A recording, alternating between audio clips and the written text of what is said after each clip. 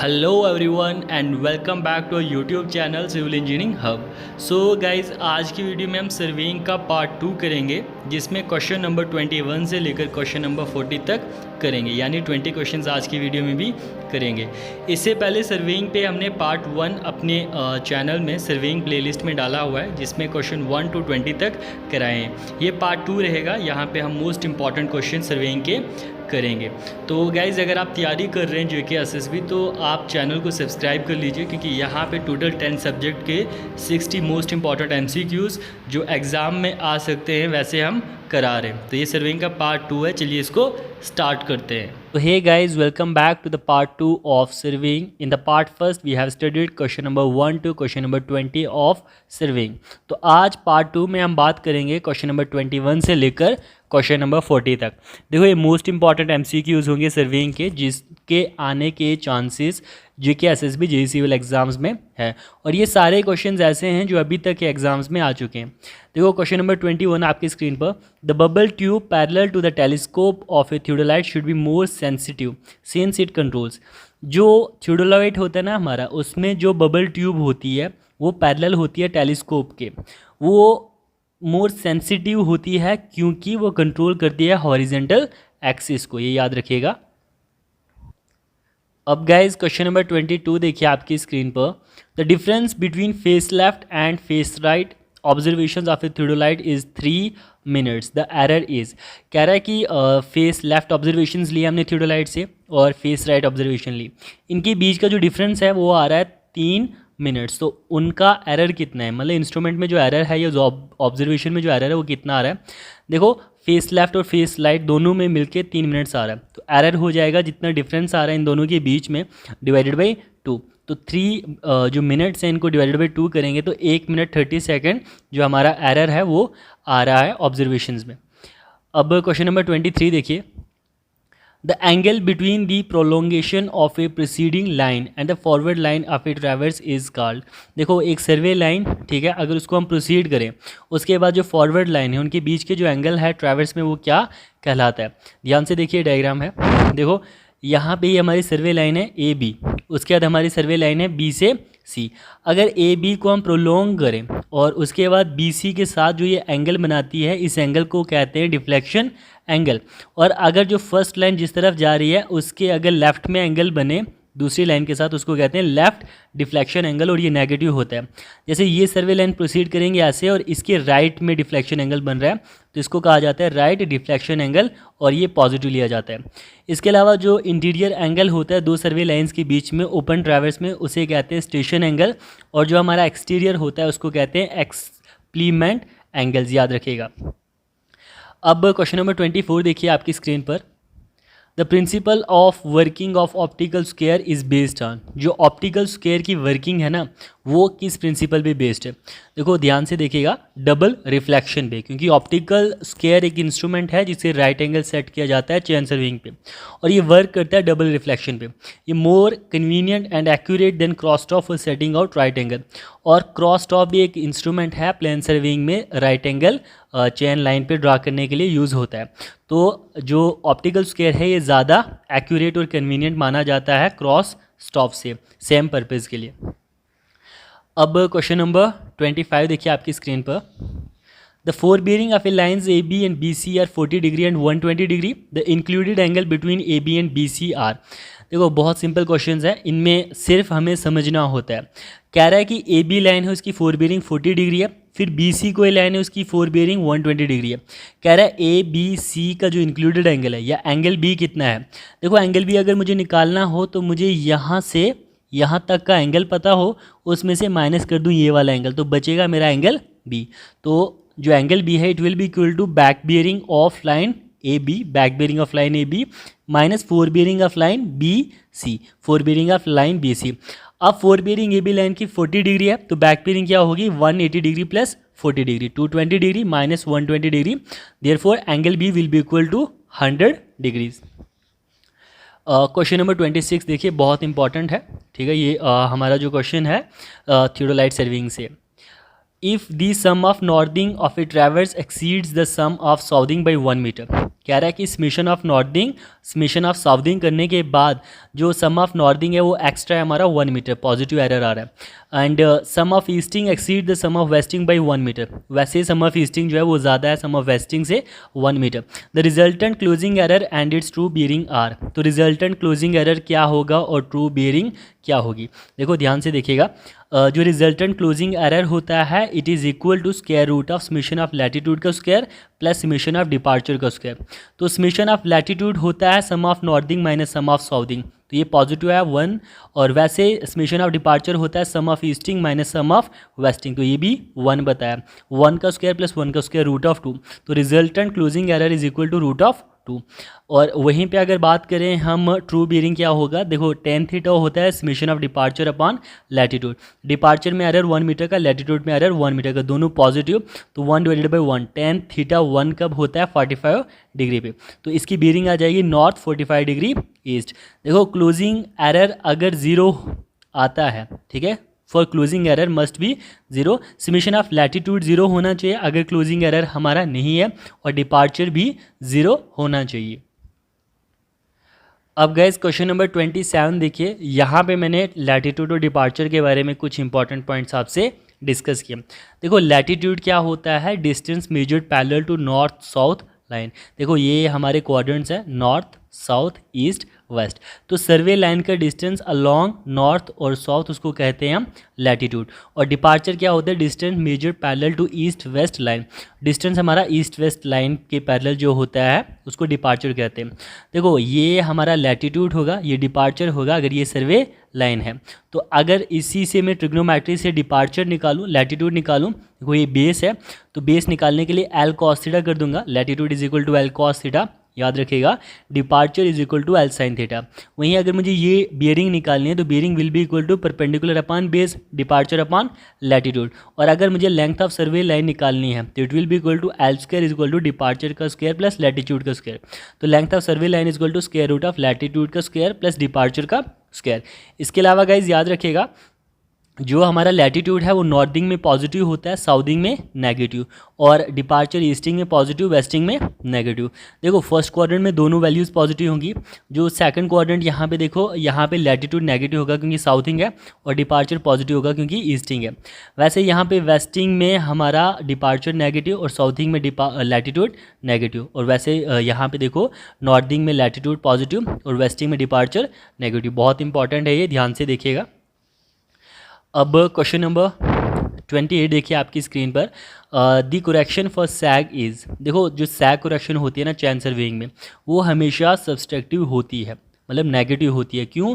क्योंकि अगर हमारा सैग आता है तो जो मेजर डिस्टेंस है एक्चुअल डिस्टेंस से हमेशा ज़्यादा आता है, तो करेक्ट डिस्टेंस के लिए हमें थोड़ा बहुत माइनस करना पड़ेगा, तो correction will always be negative. Due to sag the distance measured is always more than the actual distance, sag की वजह से जो डिस्टेंस मापा जाता है वो हमेशा ज़्यादा आता है एक्चुअल डिस्टेंस से। इसके अलावा स्लोप के लिए भी जो हमारी करेक्शन आती है वो भी सब्सट्रैक्टिव होती है, याद रखिएगा।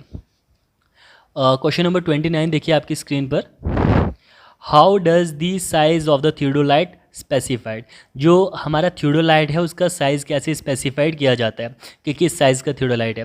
देखो by dia of the lower plate of the graduated circle, जो हमारे ग्रेजुएटेड सर्कल होता है ना, लोअर प्लेट का जो डाया होता है उसके साइज से थियोडोलाइट की स्पेसिफिकेशन होती है। देखो गाइज ये सारे क्वेश्चंस बहुत ज़्यादा इंपॉर्टेंट है, इसलिए ध्यान से आप इनको नोट कीजिए। क्वेश्चन नंबर 30 देखिए, क्वेश्चन नंबर 30 में मैंने प्रिज्मेटिक कंपास और सर्वेयर कंपास के कुछ इंपॉर्टेंट डिफरेंस आपसे डिस्कस किए। देखो सबसे पहले prismatic compass, graduated circle is fix to the broad type needle, hence it will not rotate with the side. Graduated circle जो है वो फिक्स होता है हमारा नीडल के साथ, इसीलिए जो ग्रेजुएटेड सर्कल है वो हमारी साइड के साथ रोटेट नहीं होता। तो इसके अलावा जो सर्वेयर कंपास है, सर्वेयर कंपास में ग्रेजुएटेड सर्कल जो होता है वो फिक्स होता है बॉक्स के साथ, तो ये रोटेट होता है लाइन ऑफ साइड के साथ। प्रिज्मेटिक कंपास जो बियरिंग्स देता है वो देता है होल सर्कल बियरिंग में, मतलब क्लॉकवाइज 0 to 360 डिग्री, और सर्वेयर कंपास ग्रेजुएशन देता है रिड्यूस्ड बियरिंग में। प्रिज्मेटिक कंपास में ट्राइपॉड की ज़रूरत पड़ सकती है या ना भी हो तो काम चलता है, इसे रीडिंग ली जा सकती है, बट सर्वेयर कंपास में ट्राइपॉड ज़रूरी है। इसके अलावा प्रिज्मेटिक कंपास में जो रीडिंग ली जाती है वो प्रिज्म के थ्रू रीडिंग्स ली जाती है, बट सर्वेयर कंपास में जो रीडिंग्स है वो डायरेक्टली हम जो टॉप होता है ग्लास का, मतलब कंपास के ऊपर ग्लास होता है, उससे देखते हैं और रीडिंग्स लेते हैं। तो ये इंपॉर्टेंट है, इसमें से सबसे इंपॉर्टेंट है प्रिज्मेटिक कंपास जो रीडिंग्स देता है होल सर्कल बियरिंग में, और सर्वेयर कंपास रिड्यूस्ड बियरिंग में। इसके अलावा प्रिज्मेटिक कंपास बिना ट्राइपॉड के भी काम कर सकता है, बट सर्वेयर कंपास में ट्राइपॉड ज़रूरी है। तो ये डिफरेंसेस याद रखिएगा, कई बार डायरेक्टली एमसीक्यू आता है और उसमें ऑप्शन दिए होंगे, बताएगा कि सर्वेयर कंपास कौन सा है। अब क्वेश्चन नंबर 31 देखिए, मैग्नेटिक डेक्लिनेशन वैरीज। जो मैग्नेटिक डेक्लिनेशन होता है, देखो मैग्नेटिक डेक्लिनेशन होता क्या है, ये मान लो मेरा ट्रू नॉर्थ है, ठीक है, और ये मेरा ट्रू साउथ, ईस्ट और वेस्ट वैसे। तो मैग्नेटिक नॉर्थ हमेशा ट्रू नॉर्थ से डेक्लिनेट होता है, मतलब या तो ईस्ट की तरफ या तो वेस्ट की तरफ। अगर ट्रू नॉर्थ से मैग्नेटिक नॉर्थ वेस्ट की तरफ है उसको कहते हैं वेस्ट डेक्लिनेशन, और अगर ट्रू नॉर्थ से वो ईस्ट की तरफ है ईस्ट डेक्लिनेशन। तो यही जो मैग्नेटिक डेक्लिनेशन है ये वैरी करता है प्लेस टू प्लेस, मतलब अलग अलग जगह पे ये अलग वैल्यूज़ देता है। इसके अलावा ये टाइम के साथ भी वैरी करता है, याद रखिएगा। क्वेश्चन नंबर 32 देखिए आपकी स्क्रीन पर, the imaginary line passing through the intersection of cross hair and the optical centre of the objective. देखो थियोडोलाइट में या हमारा जो ऑटो लेवल होता है उसमें जो इमेजिनरी लाइन पास होती है क्रॉस हेयर के इंटरसेक्शन से, और ऑप्टिकल सेंटर जो होता है ऑब्जेक्टिव लेंस का, उसको कहा जाता है लाइन ऑफ साइट। देखो कई लोग यहाँ पे सोच रहे होंगे लाइन ऑफ कॉलिमेशन, पर देखिए लाइन ऑफ कॉलिमेशन क्या होता है, line joining the intersection of the cross hair to the optical centre of the objective and its continuation. मतलब यही है, यही वाली लाइन अगर ये कंटिन्यू हो तो उसको लाइन ऑफ कॉलिमेशन कहते हैं। बट कई बार बुक्स में दिया होता है कि जो लाइन ज्वाइन करती है intersection of cross hair to the optical centre of objective lens, उसको लाइन ऑफ कॉलिमेशन कहते हैं। इसके अलावा एक्सिस ऑफ टेलीस्कोप होता है line joining the optical centre of the objective to the optical centre of the eye piece. Axis of telescope याद रखिएगा, जो लाइन ज्वाइन करती है ऑप्टिकल सेंटर ऑब्जेक्टिव का और centre of the eye piece. अब क्वेश्चन नंबर 33 देखिए, बहुत इंपॉर्टेंट है ये भी। Correct sequence for temporary adjustment of theodolite. जब टेम्परेरी एडजस्टमेंट की जाती है थियोडोलाइट की तो करेक्ट सीक्वेंस क्या है ऑपरेशंस का। देखो सबसे पहले सेटिंग की जाती है, ट्राइपॉड को खोलेंगे, उसके ऊपर हम माउंट करेंगे अपने थियोडोलाइट को। सेटिंग के बाद सेंटरिंग। सेंटरिंग का मतलब होता है जो ग्राउंड स्टेशन है उसके ऊपर एग्जैक्ट इंस्ट्रूमेंट को सेट करना। लेवलिंग होता है, उसमें जो बबल होता है उसको बिल्कुल सेंटर में लाना। सेंटरिंग और लेवलिंग एक दूसरे को डिस्टर्ब करती है, इसलिए इन दोनों को साथ में किया जाता है, बट सेंटरिंग पहले बाद में लेवलिंग। एंड देन आता है हमारा एलिमिनेशन ऑफ पैरालेक्स, जिसको फोकसिंग भी कहा जाता है। ये ऑपरेशन याद रखिएगा, ये बहुत बार एग्जाम्स में पूछा गया। क्वेश्चन नंबर 34 देखिए, ये भी इंपॉर्टेंट क्वेश्चन है। Sensitivity of A bubble tube can be increased by. जो सेंसिटिविटी होती है बबल ट्यूब की वो कैसे बढ़ सकती है, मतलब वो सही रीडिंग्स नहीं दे सकता या उसके हल्के से भी सेंटर से इधर उधर होने पे बहुत ज़्यादा एरर आ सकता है। तो वो कैसे बढ़ेगी, देखो वो इंक्रीज़ होगी अगर इंटरनल रेडियस बबल जो ट्यूब है वो ज़्यादा होगा। तो इसके अलावा अगर डाया ट्यूब का ज़्यादा होगा तब भी सेंसिटिविटी इंक्रीज़ हो सकती है। इसके अलावा लेंथ ट्यूब की अगर ज़्यादा हो, जो बबल ट्यूब की लेंथ है वो ज़्यादा हो तब भी इंक्रीज़ होगी। इसके अलावा decreasing the roughness of the wall. Sensitivity bubble tube की इंक्रीज़ होगी अगर रफनेस जो है वॉल की वो डिक्रीज़ हो। इसके अलावा विस्कोसिटी डिक्रीज़ होने पे सेंसिटिविटी इंक्रीज़ होती है, मतलब जो लिक्विड हम बबल में रखेंगे अगर उसकी विस्कोसिटी कम है तो उसकी सेंसिटिविटी ज़्यादा होती है। इसके अलावा क्वेश्चन नंबर 35 देखिए आपकी स्क्रीन पर, which instrument is use for centering the theodolite in windy conditions. देखो अगर हमारी ऐसी कंडीशंस में हम थियोडोलाइट वर्क कर रहे हैं या ऑटो लेवल कर रहे हैं, विंडी कंडीशंस है, तो हम कैसे उसकी सेंटरिंग करेंगे। मतलब देखो प्लम बॉब से तो करते नहीं, उस वक्त ऑप्टिकल प्लमट। ऑप्टिकल प्लमट में क्या होता है, प्रिज्म के थ्रू इंस्ट्रूमेंट से देखा जाता है ग्राउंड स्टेशन को, उसको पेन के साथ या किसी मार्कर से मार्क कर देंगे, फिर इंस्ट्रूमेंट से हम देख के उसको सेंटर करते हैं। क्वेश्चन नंबर 36 देखिए, calculate the error in the staff reading on a staff at a distance of 100 metre due to out of the centre of the bubble by 4 divisions. The sensitivity of of bubble tube is 30 seconds per 2 mm divisions. देखो sensitivity bubble tube की होती है S upon N D sine 1 second. देखो इसका मुझे भी सही से पता नहीं, बट इसका जो एग्जैक्ट आंसर है वो 0.058 मीटर। बट ये कोई कंसेप्टिव क्वेश्चन नहीं है ज़्यादा जिस पे ध्यान दिया जाए। The line normal to the plumb bob line, जो प्लम्बॉब लाइन होती है उसके नॉर्मल परपेंडिकुलर जो लाइन होती है वो कौन सी लाइन होती है? देखो वो होती है लेवल लाइन। देखो यहाँ पे सर्वेइंग में कई बार स्टूडेंट्स को डाउट होता है लेवल लाइन, उसके बाद हॉरिजेंटल लाइन, प्लम्ब लाइन और वर्टिकल लाइन के बीच में। देखो लेवल लाइन आ गई ऐसी लाइन जो प्लम्ब लाइन के परपेंडिकुलर हो। प्लम्ब लाइन क्या होती है? एक ऐसी लाइन जो हमारी अर्थ की ग्रेविटी फील्ड होती है उसकी डायरेक्शन में जो लाइन है वो होती है प्लम्ब लाइन। वर्टिकल लाइन होती है लाइन जो प्लम्ब लाइन पे हमारी हो, मतलब उसी के पैरेलल। और हॉरिजेंटल लाइन क्या होती है? लेवल लाइन के टेंजेंट पे जो भी लाइन हो उसको हॉरिजेंटल लाइन कहा जाता है। इसके बाद देखिए क्वेश्चन नंबर 38 आपकी स्क्रीन पर।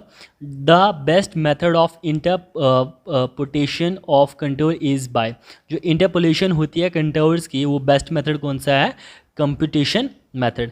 देखो इंटरपोलेशन ऑफ कंटूर्स के अलग अलग मेथड्स हैं, तो कंप्यूटेशन मेथड को बेस्ट मेथड माना जाता है। इसके अलावा एक और मेथड होता है एस्टिमेशन मेथड, ये सूटेबल होता है स्मॉल स्केल मैप्स के लिए सिर्फ। इसके बाद क्वेश्चन नंबर 39 देखिए। The rise and fall method provide complete check on, जो राइज एंड फॉल मेथड है वो कंप्लीट चेक किस पे देता है? देखो ये कंप्लीट चेक देता है बैक साइड, इंटरमीडिएट साइड और फोर साइड पे। वहीं हाइट ऑफ इंस्ट्रूमेंट मेथड, जिसको हम लाइन ऑफ कॉलिमेशन मेथड भी कहते हैं, ये कंप्लीट चेक देता है बैक साइड और फोर साइड पे खाली। याद रखिएगा ये राइज और फॉल मेथड तीनों पे कंप्लीट चेक देता है, वहीं हाइट ऑफ इंस्ट्रूमेंट मेथड सिर्फ बैक साइड और फोर साइड पे देता है। क्वेश्चन नंबर 40 देखिए आपकी स्क्रीन पर। Which method of contouring is most suitable for हिली टेरेन, अगर पहाड़ी वाला एरिया है तो वहाँ पे कंटूरिंग का कौन सा मेथड यूज़ किया जाता है? टैकोमेट्रिक मेथड। देखो मेथड्स ऑफ कंटूरिंग मतलब कंटूर्स को फाइंड करना ग्राउंड में, वो जनरली दो मेथड्स है, डायरेक्ट मेथड और इनडायरेक्ट मेथड। डायरेक्ट मेथड में डायरेक्ट कंटूर पॉइंट्स को फाइंड किया जाता है।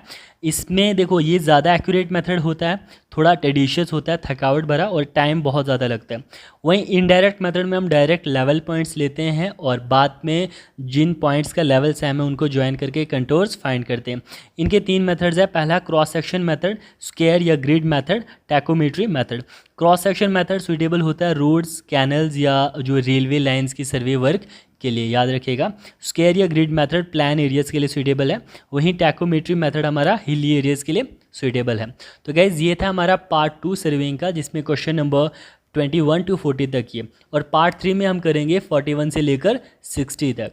देखो ये 60 MCQs आप ध्यान से कर लो, और इसके अलावा भी और भी आप MCQs करो, बट ये मोस्ट इंपॉर्टेंट है, तो ये काफ़ी ज़्यादा हेल्प प्रोवाइड करेंगे आपको सर्वेइंग में। इसके अलावा गाइज मैंने और भी सब्जेक्ट्स की जो 60 MCQs हैं, मतलब जो 60 मोस्ट इंपॉर्टेंट टॉपिक्स है वो चैनल में डाल दिए, उनके प्लेलिस्ट पे हमने नाम भी रख दिए सब्जेक्ट के। तो गाइज आप वीडियोस देखिए और अपनी तैयारी को कंटिन्यू कीजिए।